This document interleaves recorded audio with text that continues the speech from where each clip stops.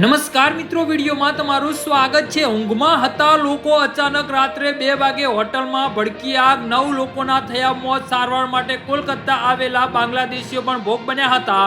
જી હા મિત્રો, તો સમાચારમાં વિગતવાર વાત કરીએ તો પશ્ચિમી બંગાળની રાજધાની કોલકાતામાં બુધવારે 19 ઓગસ્ટની વહેલી સવારે બનેલી ભીષણ હોટલ આગની ઘટનાએ શહેરને હચમચાવી દીધું છે। તો ન્યૂ માર્કેટ નજીક ફ્રી સ્કૂલ સ્ટ્રીટ વિસ્તારમાં આવેલ એક હોટલમાં રાત્રે આશરે 2 વાગે આગ ફાટી નીકળતા ઓછામાં ઓછા 9 લોકોના મોત થયા છે।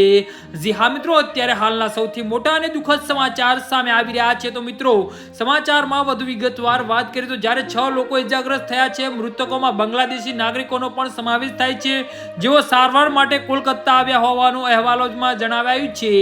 જી હા મિત્રો, અત્યારે હાલના સૌથી મોટા અને દુઃખદ સમાચાર સામે આવી રહ્યા છે। ઘટનાના સમયે મોટા ભાગના લોકો ઊંઘમાં હોવાથી આગ કરતા પણ વધુ ઘાતકી સાબિત થયાના ધુમાડાના કારણે અનેક લોકો હોટલની અંદર જ ફસાઈ ગયા હતા। આગની જાણ થતાં જ ફાયર એન્ડ ઇમરજન્સી સર્વિસની ટીમો ઘટના સ્થળે પહોંચી ગઈ હતી અને ફાયર બ્રિગેડ બચાવ કામગીરી શરૂ કરીને હોટલની બારીઓ તથા અન્ય માર્ગો મારફતે અંદર ફસાયેલા લોકોને બહાર કાઢ્યા હતા। જી હા મિત્રો, અત્યારે હાલના સૌથી મોટા અને દુઃખદ સમાચાર સામે આવી રહ્યા છે। પ્રાથમિક અહેવાલ અનુસાર બચાવ અભિયાન દરમિયાન કુલ 28 લોકોને હોટલમાંથી બહાર કાઢવામાં આવ્યા હતા અને તેમને કોલકાતાની વિવિધ હોસ્પિટલમાં સારવાર માટે ખસેડવામાં આવ્યા હતા। ઘટનાના ઇજાગ્રસ્ત થયેલા 6 લોકોની સારવાર ચાલી રહી છે।